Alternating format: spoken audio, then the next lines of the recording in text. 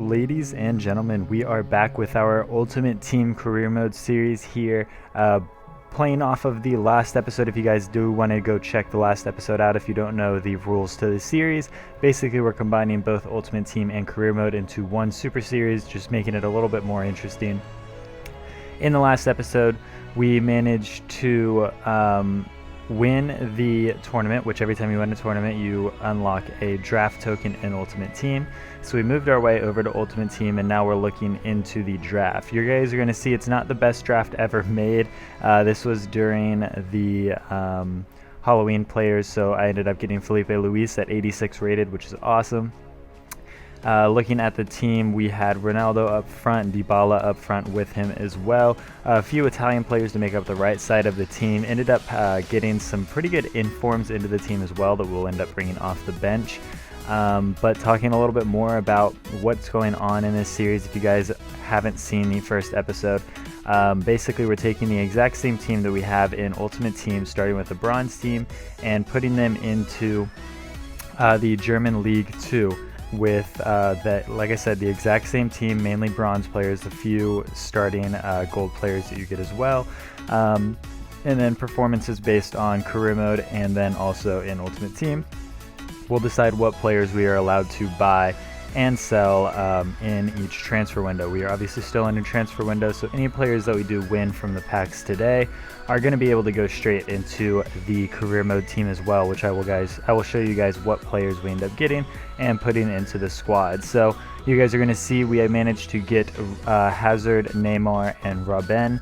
Kind of deciding if I wanted to grab Matuidi there, but he just wasn't going to work out in the team where I wanted him to go, and I figured if I ended up wanting to bring on Neymar, Robben, we could also bring on Hazard somewhere as well, so it could make a pretty interesting top 3, top 4, depending on how I wanted to play it out. Here I'm just switching around the players, just making sure that everything looks right, trying to get the rating as high as possible.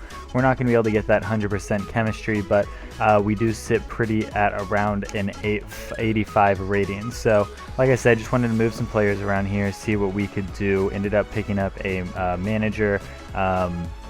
Couldn't really decide who I wanted to go with. Ended up going with Koeman, and it takes us to a pretty decent rating here, 93 at chemistry, so I figured we could do a little bit of damage with it.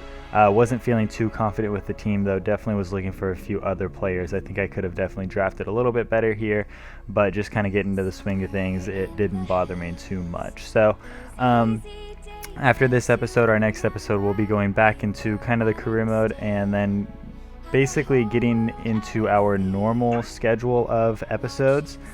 You're going to be seeing usually 2 career mode games and then 1 seasons game, just kind of working our way through both, like I said, career mode and Ultimate Team seasons. We're going to be able to do 1 division per half of a season, so 2 divisions per season in career mode. During the transfer windows, we'll be able to pick up players depending on how well we do.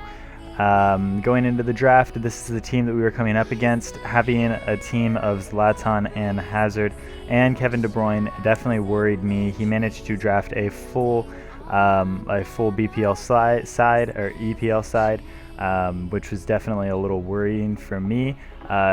He was going to have better chemistry, and honestly I do enjoy his striker more than I do my own. So I knew it was definitely going to be a difficult game, but I figured we could do something with it nonetheless. Here in the 45th minute, nothing was really going on in the first half of the game. It was a lot of midfield battles. The game was lagging here. Like I kind of said in that first episode, I knew coming into the draft that for whatever reason, it doesn't happen when I'm playing divisions. It doesn't happen when I'm playing seasons outside of Ultimate Team. For whatever reason, every time I come into a draft, I find an opponent that I lag against. Regardless if it's a 2-bar or 3-bar opponent, it happens every single time. So going into the second half, I wanted to work my lineup around here, so we end up bringing in Neymar, having Hazard in the midfield. Robben's going to come out and play that right wing spot, and then obviously going to replace a few other things to move around and have Ronaldo sitting up front. Going really attacking here, I just wanted to grab as many goals as possible. the midfield still seemed like it was going to be strong, so I wasn't too worried about that side of things. Here, Abate is able to get the ball into Cristiano Ronaldo, and Ronaldo is able to get that into the back of the net, giving us a 1-0 lead in the 60th minute. Like I said, I wasn't planning on stopping there. I figured we could grab a couple more goals, and the guy wasn't playing all that great. I think we were both definitely lagging here in the second half. It got a little bit better for the majority of it, but the later it got into the game, the more it started lagging, as you guys are going to see here. He ends up just chipping the ball through to his Robin that he ended up bringing on, and Kevin De Bruyne's able to put that into the back of the net. So definitely having KDB in his side did a lot for him. I think the team definitely degraded in my side once I did switch out my midfielders for attacking-minded players, but I still figured we had a good enough team. I just think my defenders ended up pushing up a little too hard, and I just didn't have the chemistry there for them to know what players needed to drop back or not. So they're actually able to grab a second goal there from Eden Hazard, just a solid header. Defender wasn't able to get to it. He ended up beating us there. So here in the 85th minute, bad clearance from their keeper, and Eden Hazard's able to play a little bit of a 1-2 and then get the ball out to Neymar. Neymar works the ball in, and Dybala is able to get that onto his left foot and smash that into the back of the net. So that brought us back to a 2-2 draw at this point, and going in or getting closer to extra time, definitely was getting a little worried. Didn't want to go into extra time. You know, the longer games take, the more taxing it is on your play style and everything else. So here, the ball ended up bouncing straight off of the bar and not giving us the goal.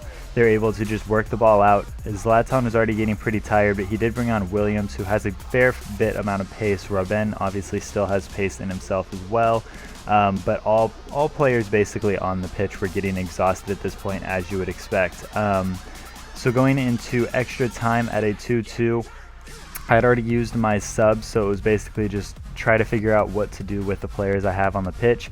So I was going to move Neymar back to that center mid position, put Ronaldo back out onto the left, put Hazard in the middle. Then I was like, you know what, I still think Ronaldo's better off in the middle because I think he'll be able to bag a few goals with his head. So I figured, you know, let's just leave him in there, put Hazard where he's comfortable, and let him play out in that left wing position. But here we're jumping all the way forward into the 117th minute, and just a clinical side footing right into the back of the net, right into the corner netting, just giving them that 3-2 lead that was really worrisome.